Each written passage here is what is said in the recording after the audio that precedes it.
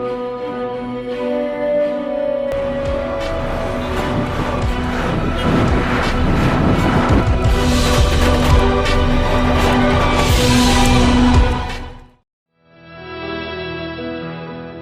जाता हूं मिट्टी पे अक्सर, क्योंकि मुझे अपनी औकात अच्छी लगती है।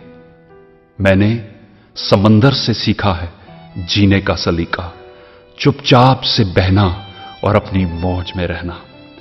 ऐसा नहीं है कि मुझ में कोई ऐब नहीं है, पर सच कहता हूं मुझ में कोई फरेब नहीं है। जल जाते हैं मेरे अंदाज से मेरे दुश्मन, क्योंकि एक जमाने से मैंने ना मोहब्बत बदली है और ना ही दोस्त बदले। कहते हैं कि समाज में हर किसी के उत्थान के लिए ईश्वर ने किसी ना किसी को बनाया है। वैश्य समाज के कल्याण के लिए नटवर गोयल को बनाया। वैश्य नटवर गोयल कठिन तपस्या और तरक्की से बना वो नाम है जिसकी पहचान खुले आकाश की तरह है। अपनी कड़ी मेहनत और दृढ़ संकल्प से इन्होंने न सिर्फ वैश्य समाज को एक सूत्र में पिरोया, बल्कि समाज के हर वर्ग को ऊंचाइयों पर ले जाने का सराहनीय काम भी किया।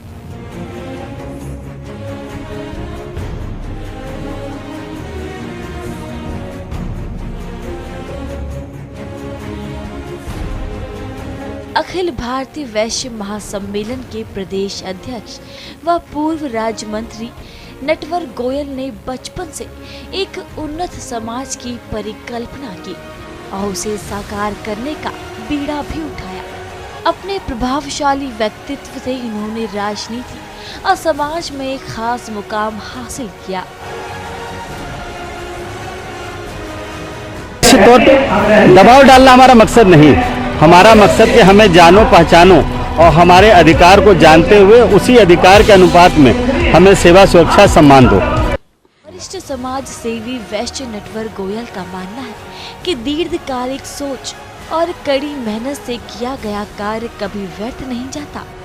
संघर्षपूर्ण जीवन ने इन्हें निरंतर आगे बढ़ने की प्रेरणा दी।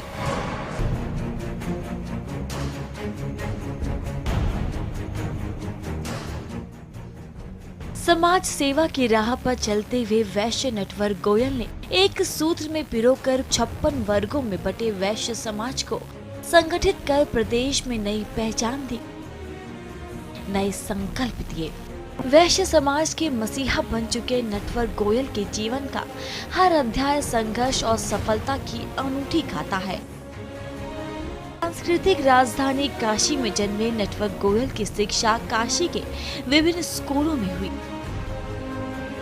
समाज सेवा, संगीत, साहित्य, कला, राजनीति सहित सभी क्षेत्रों में इनकी सराहनीय भूमिका रही। विभिन्न सामाजिक कामों में इन्होंने बढ़-चढ़ कर हिस्सा लिया। 17 अगस्त 1967 को देवनगरी काशी में एक व्यापारिक परिवार में जन्मे वैश्य नटवर गोयल के पिता श्री जेडी गोयल कपड़ों का पुश्तैनी व्यापार करते थे। ये भी व्यवसाय में पिता का हाथ बटाने लगे, लोगों से मिलने जुलने लगे। तभी से समाज सेवा में इनका मन रमने लगा। इसके बाद तो सेवा, सहायता, परमार्थ इनके जीवन का अभिन्न अंग हो गया। इसी दौरान इन्हें वैश्य समाज की दयनीय दशा का आभास भी हुआ। मंशा बहुत स्पष्ट थी। कारण ये था कि हमने ये देखा कि उत्तर प्रदेश में 4 करोड़ वैश्य हैं, लेकिन अलग अलग घटकों में बटे, और जब जब हम बटेंगे तब तब हम कटेंगे। तो हमने सबसे पहला एक मिशन बनाया, एक विजन बनाया, एक टारगेट बनाया कि प्रदेश में सबको जोड़ो, क्योंकि कम से कम हमारी गिनती तो हो, राजनीतिक दल हमें पहचाने तो, हमें जाने तो कि वैश्य समाज क्या है। एक बड़ी जिम्मेदारी थी, उसका निर्वाह किया। युवा वर्ग समाज की अस्थिरता, बिखराव और शोषण से बहुत विचलित था। तभी वरिष्ठ राजनीतिक और यूपी के तत्कालीन मुख्यमंत्री पंडित कमलापति त्रिपाठी ने वैश्य नटवर गोयल को शहर यूथ कांग्रेस के व्यापारी प्रकोष्ठ का अध्यक्ष नियुक्त किया।